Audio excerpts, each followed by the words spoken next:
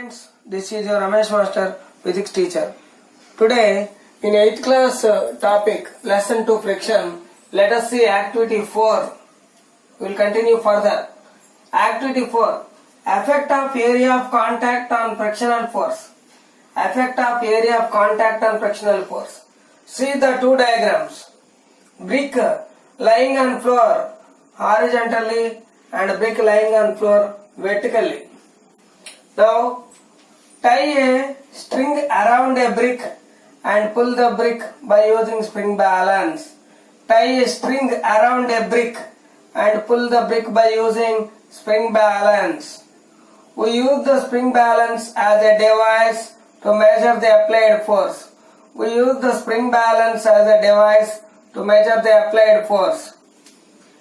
In a spring balance, what will happen is that the spring is stretched by the applied force.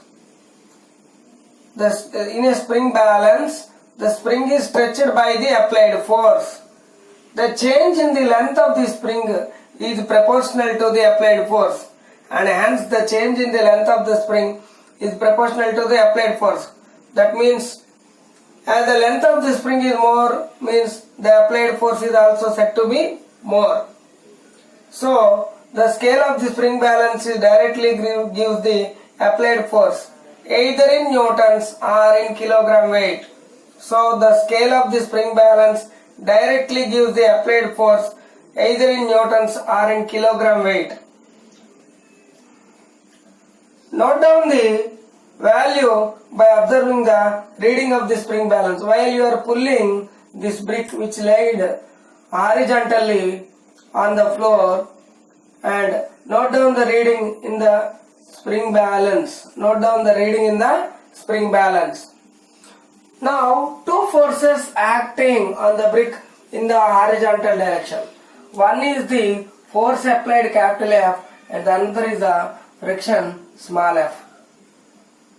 Now, turn the brick upright as shown in the figure B.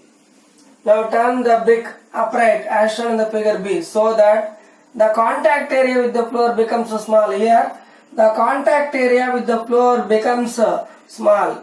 And measure the friction by using the spring balance in the same way. Result. What we observed? What is the result we obtained? The frictional force appears to be same in both cases. Here in this case and in this case. In the case A and in case B, the frictional force appears to be same irrespective of area of contact of the surfaces. Thus finally we can say that the friction is independent of the area of contact. The friction is independent of the area of contact. If you keep another important point, if you keep another brick or the brick which laid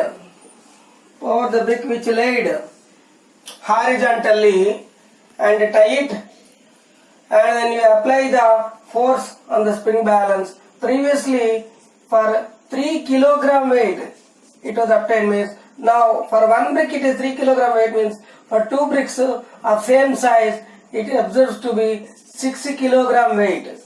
That means normal force is directly proportional to the frictional force. Normal force is directly proportional to the frictional force. This activity is nothing but activity 5. Okay, please try to listen the video repeatedly, try to observe the video repeatedly, then only you can understand. Thank you to one and all.